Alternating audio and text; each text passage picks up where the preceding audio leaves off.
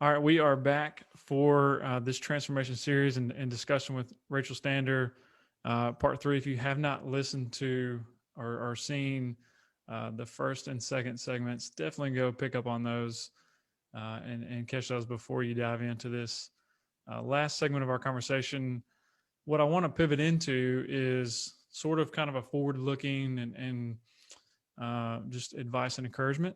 And so if you can just tell us, what are you excited about looking forward? Obviously, you're in the middle of this big project. That's probably the obvious answer, and we can talk a little bit more about that. But just kind of what are you motivated by in the immediate term and look forward to? Yeah, right. Well, sure. As you said, I am in the middle of this of this film, and I'm excited about it. And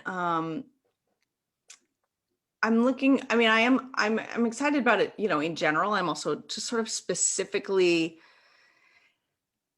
looking forward to, I don't know, seeing it manifested. Right. It's something that we've been working on for years, and I think when we get onto set this summer and we start to actually like shoot the footage, it's going to be amazing. It's going to, because like it's such a concrete thing. Mm-hmm. And also, you've got your days scheduled out. When you actually get into production and you're on set and you're filming and like you have all these people that you've coordinated and you've planned and you've worked it out and then there's like a visible product. Mm-hmm.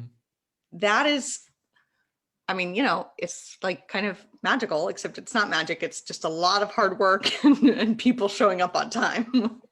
Yeah, and But I would imagine there's kind of this sense of energy that you've been building up, right? And will in some sense kind of release and kind of open up and blossom from there as you start that process. yeah, Yeah. yeah, I love that idea of it, of like the energy, yeah, of it opening up and blossoming.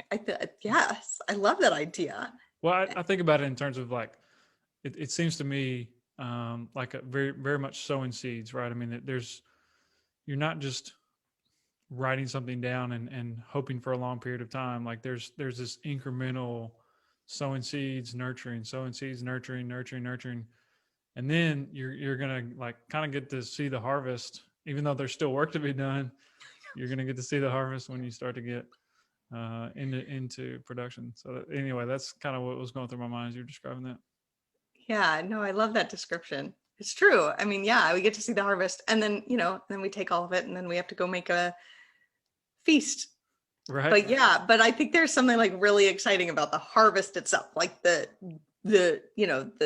production or the harvest and like taking that raw material, which still needs to be shaped, but like it's finally physical. It's Mm-hmm. finally outside of yourself. I think Mm-hmm. that's what's really exciting, right? Because over the over the development phase and even pre-production, it's not external somehow. I mean, the script, I guess, is, but it just feels so contained within like your head and like your computer and like what your conversations with your producing partner and like the director. And but when you get into production, yeah, it's like suddenly it takes on a life over there where you can sort of stand back and you're like, oh, there's like this thing that I brought into existence and like there it is. I have evidence and it's like very exciting Yeah. and weird. And just curious, like from a production standpoint, are you able to almost kind of like lease an area to do like an equipment to use? Is there like is it kind of turnkey thing, or do you have like a bunch of capex for specific equipment, or I don't know. I'm sorry, I may be getting too far into the business No, side of no, it. no.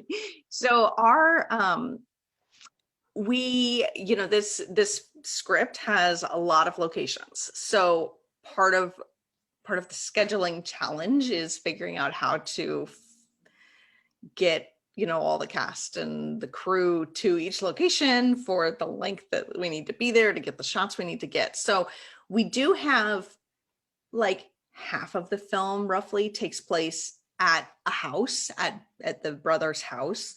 um Thank goodness. So those are days where, yeah, we'll rent the location, we'll rent the house. We Yeah. can like just be set up there. It's the same thing day to day. Like it's those are the easy days in Hmm. terms of location.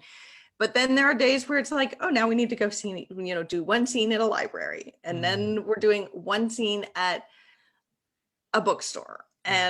And now we have like 4 scenes at a hotel. So, we also, I'm forgetting the most exciting location we have is a Yeah. roller skating rink, Okay. Nice.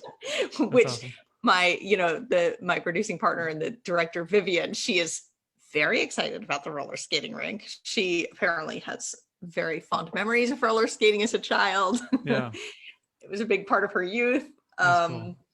So yeah, there's actually 2 scenes in the script that take place at this roller skating rink, and we'll be shooting those over a course of 2 days. But that's a challenge. I mean, all any location is a challenge because you're sort of dealing with the constraints of the location. Um, but the alternative is, I guess, you'd build the location, which Hmm. clearly we're not going to be building a roller skating rink. So, Hmm. it's about finding a roller skating rink that sort of has the right atmosphere, the right tone, that also is like down to have a film crew come in for a day Hmm. or two and be on the rink. Hmm. And weirdly, there are not very many roller skating rinks around. I think there's only like 3 in Los Angeles. Wow. And, you know, in Los Angeles, of course, they're quite savvy to film crews who, they're like, Sure. there's scenes from The Office that take place at roller skating rink. I'm pretty sure they filmed it at one of these. So, and we're like, oh no, we don't have the same money as The Office. Right. We're an ultra low budget film production, indie film over here. Yeah. Yeah. What Yeah. kind of deal can you give us? Yeah. Tone down the expectations. That's funny. Well, cool. What in terms of, and maybe this is through the light or lens of the transformation that we've been kind of discussing about with your career and the transformation of Beth and Ben in this film. What advice would you give to, I guess in general, just your younger self or kind of a young aspiring, maybe it's somebody in the arts, maybe it's somebody in a different discipline? It's a great question. Advice. I mean, you know, I think something that I'm still learning. Um, so not even advice for my younger self, just advice for me on today Okay. Nice. is to not wait for permission, to not to not wait for permission to do whatever it is that you're working on or feeling called to do. Just start it. Just Mm-hmm. start doing it. and see if there's, if a conflict arises, then you can deal with that when it does. But Mm-hmm. chances are you're not going to get a clear invitation. So if that's what you're waiting for, you're going to be waiting forever. You have to just sort of like listen to the impulse and the instinct that you're having, that there's this thing you should go do, Mm-hmm. and then go do it and see how it goes. And then course correct if you need to. But yeah, I mean, I think listening to your own instincts, and those impulses that you have, and being more tuned into that than you are to, I don't know, the needs and desires of everybody around you, the voices, the noise around you. So I love your metaphor there, right? Being tuned in and contrasting with the noise. I think that's spot on. I appreciate you saying that. I think that's consistent. When you were describing that, I immediately thought back to like you taking action to do acting classes, even though you were comfortable and could have continued in that. I immediately went back to that point in your story where it's like you did something that was actionable that you knew you were going to get some kind of feedback from. But you're right. There's it's very very rare to have, a moment or an inflection point in life slap you in the face and it'd be crystal clear on, oh my goodness, I need to do this, and this is all figured out, and there's no obstacles in my way. That's that just doesn't exist, right? I'm trying Not to for think. most of us. Trying to think of the author. I'm drawing a blank. The book is The Obstacle Is the Way. I read it last. Wow, it's 2019. Wow. I need to go back through it because the principle is like whatever that tension is, whether it be a business objective or something personal. Oftentimes the obstacle is the path forward. And that's being able to kind of work through that and get past that is generally going to be the path that you need to go down. So I think that's kind of consistent with what you're saying. Yeah, definitely. That's cool. Well, where would be the best place for somebody to reach out or just kind of check out and see about Scrap? Yeah, so Scrap's website, scrapthefilm.com.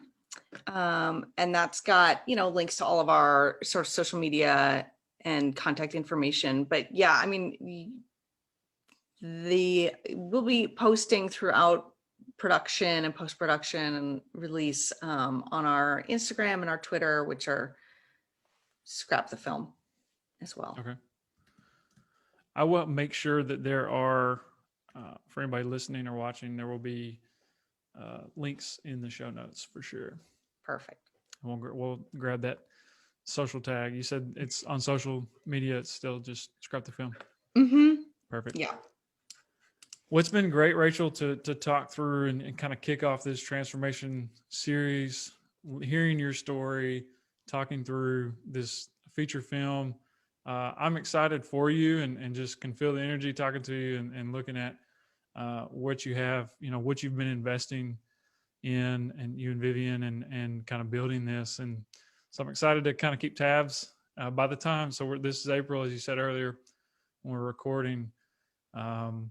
What point? It'll probably be July, I think, when this goes live. So where will that put us in the? We might actually be on set shooting. We'll be Okay. harvesting by then. Yeah, that's awesome. Well, cool. Well, I will, definitely keep in touch and excited to kind of see where this goes. Great. Thank you so much, Hunter. Thank you, Rachel.